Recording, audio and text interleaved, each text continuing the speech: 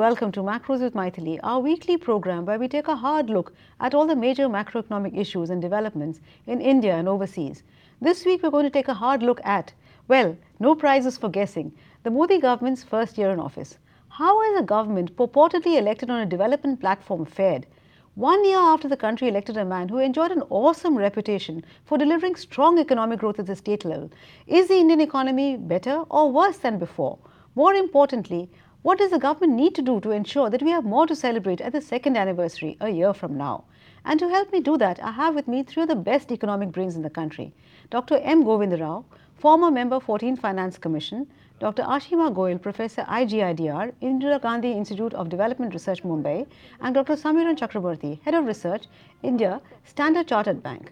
Dr. Govinda Rao, if I may start with you, and here let me start by quoting what a very well-known English economist, Joan Robinson, had said.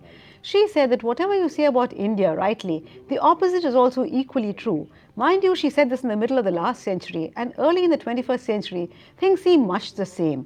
If you look at, say, industrial production, on the one hand, you can say industrial production last year was much better at 2.8% as compared to the previous year's contraction of 0.1%. But yet, many papers have pointed out that this is the lowest in the past 5 months. So how should we look at our macroeconomy? As the glass half full or as half empty? Well, I don't know how to characterize this situation. The way, it's not that you see the Indian economy will try to suddenly jump off with the change in one government or change in the government. It will take time. There are, sort of sentiments were pretty bad. It will take time before the things take off. But at the same time, there has to be a concerted effort at creating a business climate and increasing the investment rate in the economy. And obviously, that has not really happened. There have been small things that have been done, but then these things don't add up to. There is no big picture. You have a Hamlet without the Prince of Denmark. That's the sort of a situation that we are in. And possibly the government has to have a big picture in mind and then work out the small little measures to meet that big picture. And that has unfortunately not happened in the Indian situation. Obviously the things are better than in the past, but that's not saying much. And there has to be a much greater emphasis on improving the infrastructure, improving the business climate, so that there is more investment that comes into the picture. Samiran, would you agree with Dr. Govinda Rao that things are definitely better, but that's not good enough? Well, the way I would like to characterize is that when the government got elected a year or so back, we were all very optimistic that things will improve very fast. I think two things we missed out or we underestimated. One is cyclical headwinds in the form of high corporate leverage, low capacity utilization, and high banking sector NPAs. And the other is the complexity of India's politics. We just thought that a government getting a majority in the lower house would be able to push through everything that they want. 1 year down the line, we are seeing that these cyclical headwinds are still very much there. In fact, some would say that they have increased further. And the second we are realizing is that a majority in the lower house might not be enough for the government to do whatever they want. I think these two factors over the next 1 year, how they play out, would be crucial in determining whether this government succeeds in its development agenda or not. Ashima, would you agree with Samiran that the fault really lies really with observers like us who expected too much from the government? And how would you assess the government's performance in the first year? I think if you look at this situation when they came in, it was almost a macroeconomic crisis. And so that has turned around. We have much more stability, which really is a positive. So I think they have performed have improved matters, but they've underperformed relative to our expectations and also relative to their potential. They could have done much more. And I think the reason for that is that they have a number of really good initiatives which will be helpful in the longer term. Changing the composition of government spending, better targeting of subsidies, shifting towards infrastructure. But unfortunately, they've not focused sufficiently on the immediate bottlenecks, the sort of short-term conditions that were reducing domestic and global demand was very low. And macro policy needs to respond to the short run. They've been sort of looking at the long picture. Therefore, the results we'll only get in the long run. But the problem is the long run is a combination of short runs. And if the short run is too adverse, then expectations can kind of reverse and then affect the long run also. Okay, so clearly the government has done something, there is some progress, but we have a long way to go. But on that note, I'm afraid we'll slip into a very short break. We'll come into the details of what exactly is the position today a little later after the break. But please do stay with us, we'll be back very soon.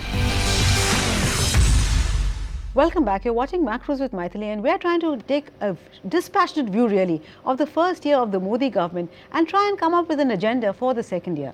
Samiran, if I were to come to you now this time, what are the aspects of the macro economy that really worry you a great deal, and which are those aspects which you think there is some amount of comfort that we can draw? I think let me start with the comfort first part. I think the inflation coming down very substantially is something which gives me a lot of comfort.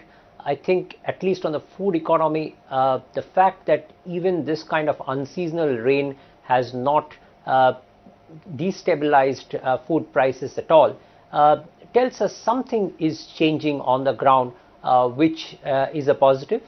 The other thing that gives me comfort is that the current account deficit also is very much under control. That means that even if there is some amount of capital outflows, we will not be in a balance of payment deficit situation as we were a couple of years back.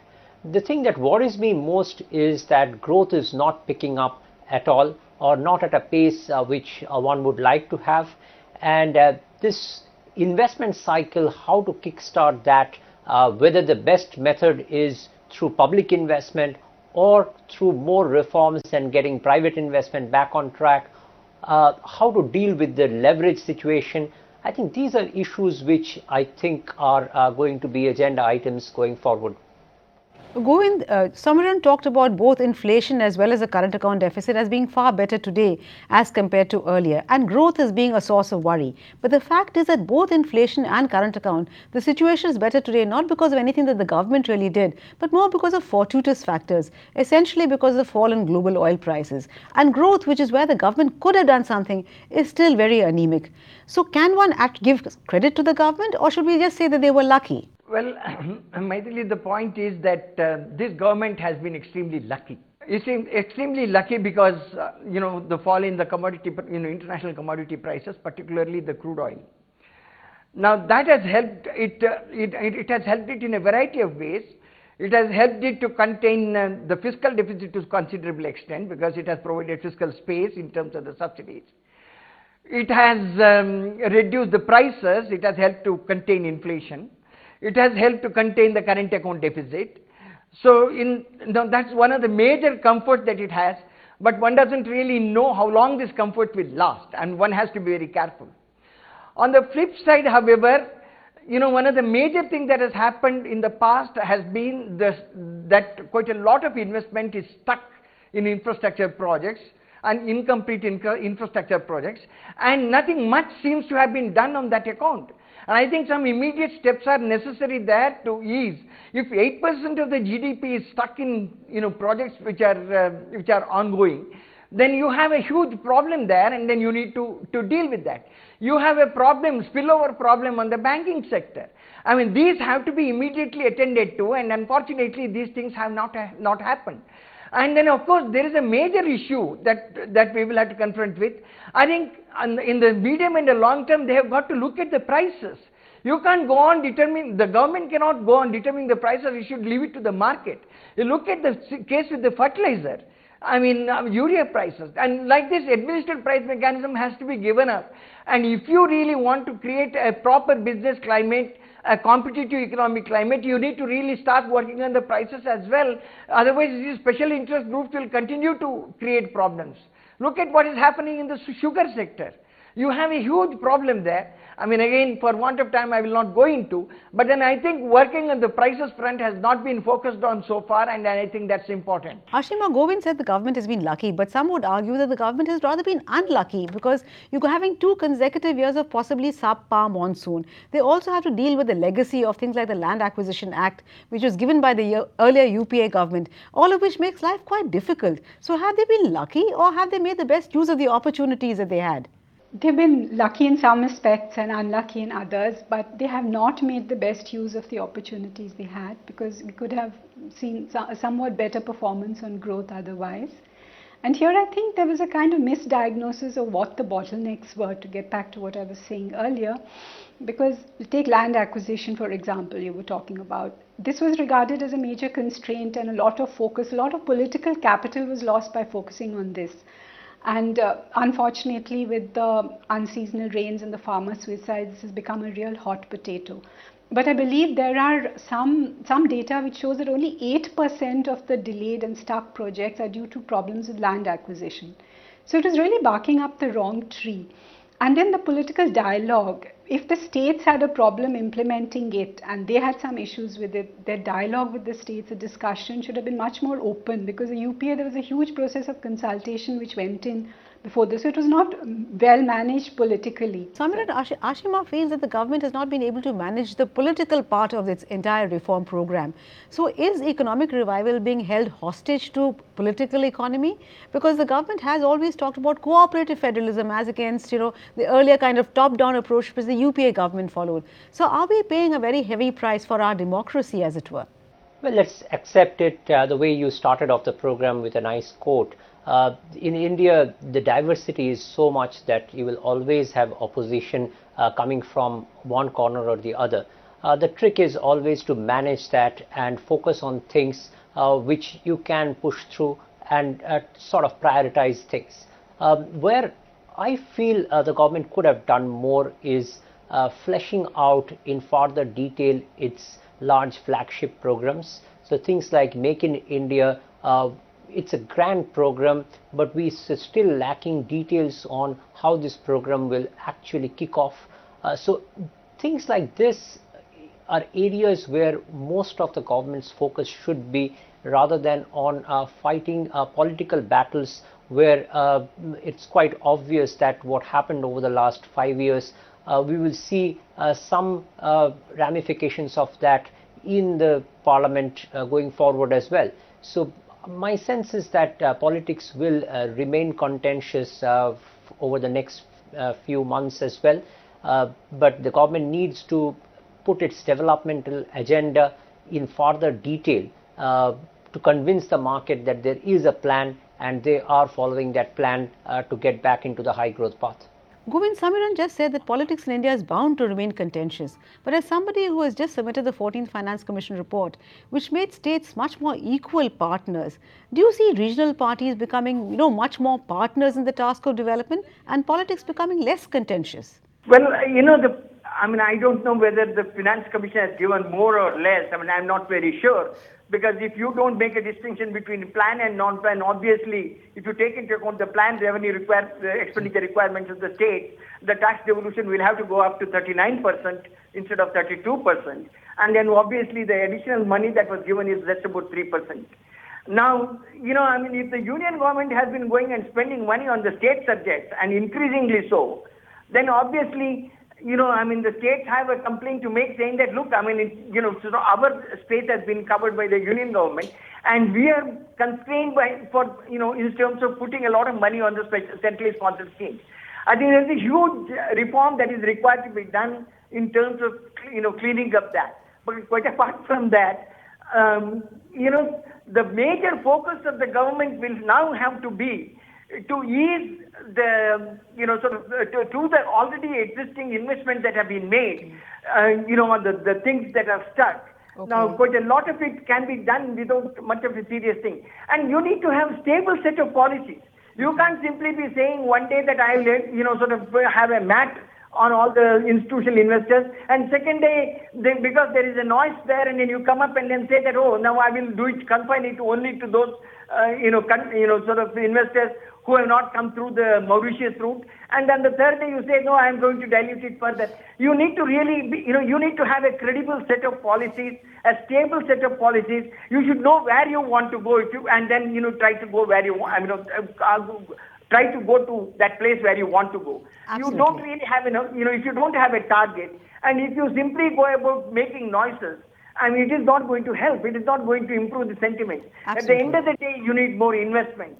And any revival of the economy requires a much greater investment, and that has to come by a stable set of policies and a clear thinking on them. Absolutely. We need a credible set of policies and no policy flip-flop. But I'm afraid we'll have to slip into a very short break right now. And after the break, we'll discuss what are the kind of policies the government can possibly have in the current year in order to improve its performance in the current year. But please do stay with us. We'll be back very soon. Welcome back. You're watching Macros with Mythili, and we're trying to take a dispassionate view of the Modi government's first year in office and trying to now come up with a roadmap that they could follow in the second year in order that we can celebrate the second anniversary a little bit more heartily than at the present. Samiran, once again, let me ask you, what kind of a roadmap would you like the government to really follow in this financial year in order that next May, when we come have you back on this program, you can tell us, yay, there's so much to celebrate? Well, obviously, a lot of things needs to be fixed, but let me focus on just a few of them.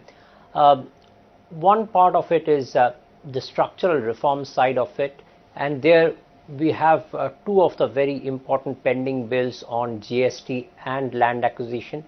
I suspect that both these things will have to get cleared and implemented over the next 1 year. This will help in improving sentiment and improving a little bit of an idea of what India is planning.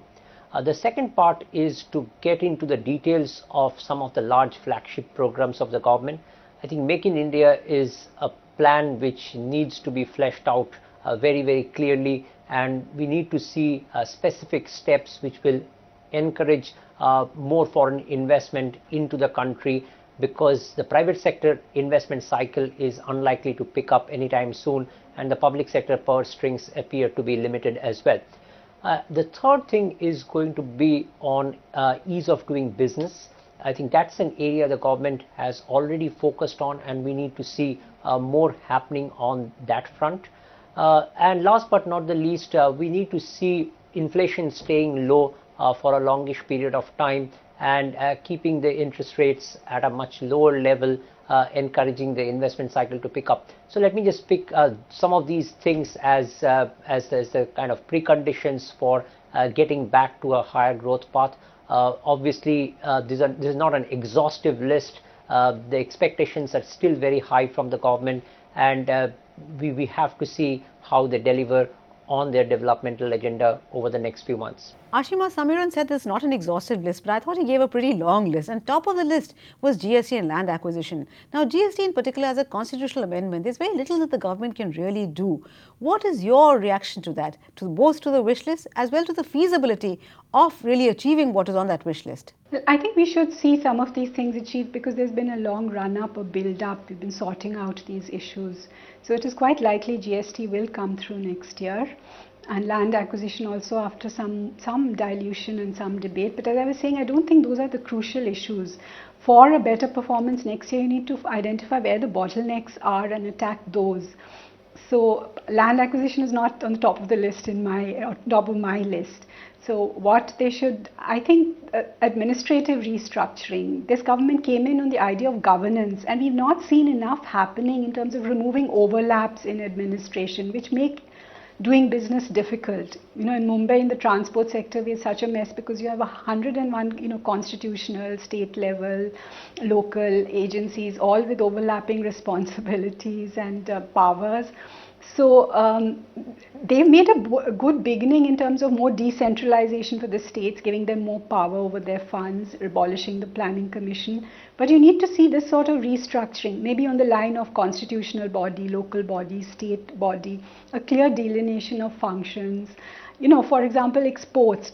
Demand is low. So obviously if inflation stays low, and here they need to publicize that they've done long-term reforms in agriculture, and even a bad monsoon is not going to raise prices necessarily, but improvement in administration governance can really improve the ease of doing. They have done something. They've reduced the number of forms exporters have to fill. But for India to join these international supply chains, you need much faster turnaround. You know, the price of an export container from India is double that it is in East Asia. Why? What are the delays, infrastructure bottlenecks? Focus on those, remove those. You know, and Mr. Modi, our Prime Minister has been very good in his international visits and so on. So use some of that to increase business contacts and export marketing.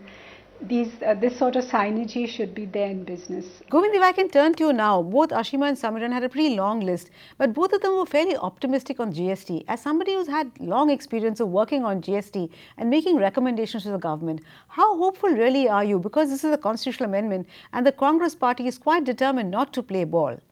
Well, let me first say that there are some immediate steps that the government will have to take, and that is, you see, going back on the major sort of projects that are infrastructure projects that are stuck, and then clean the hurdles, and then remove the hurdles, and then see that those projects come online. The huge amount of investments are needed in the railways, and then I think railways is one place where one ministry where the things can happen now, because I think there is less of politicization now than it was in the past. Now, as far as the two bills are concerned, I mean, let me put it this way. I think mere passing of the GST bill is not going to give you the hopes of a proper GST.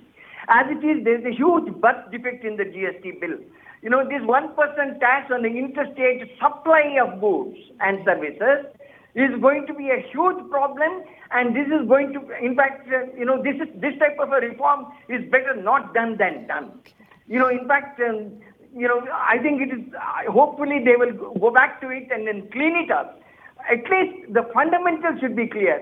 I mean, if you don't include the petroleum products and then, the other, sort of tobacco and then alcohol, I am not really going to cry, because these things can be done over a period of time.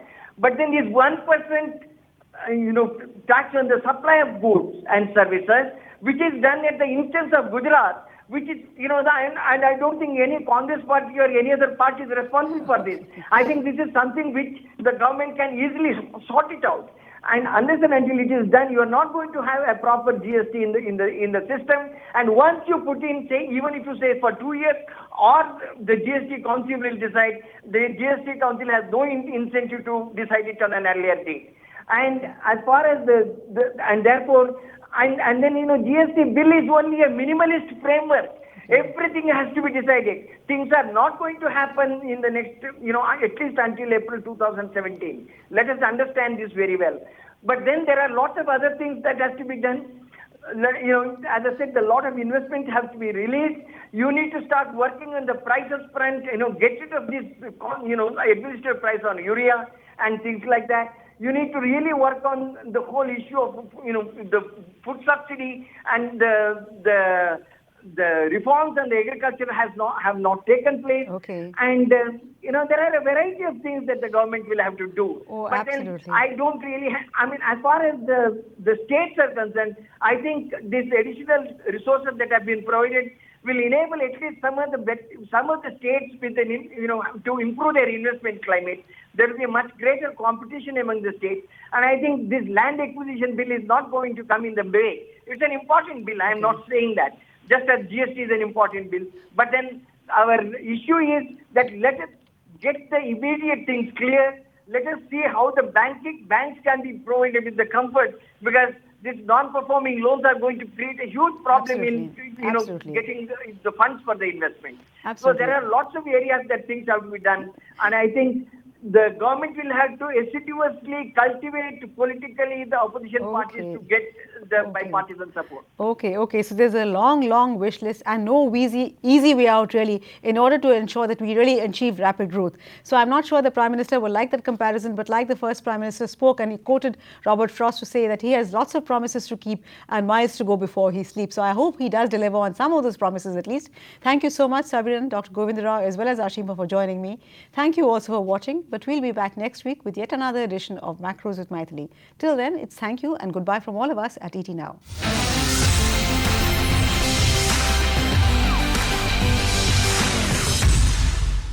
Find us on Facebook at facebook.com/ETNow and don't forget to click the like button. You can also follow us on Twitter at ETNowLive. To stay updated with all our programming, hit the subscribe button on our YouTube channel by logging on to youtube.com/user/ETNow.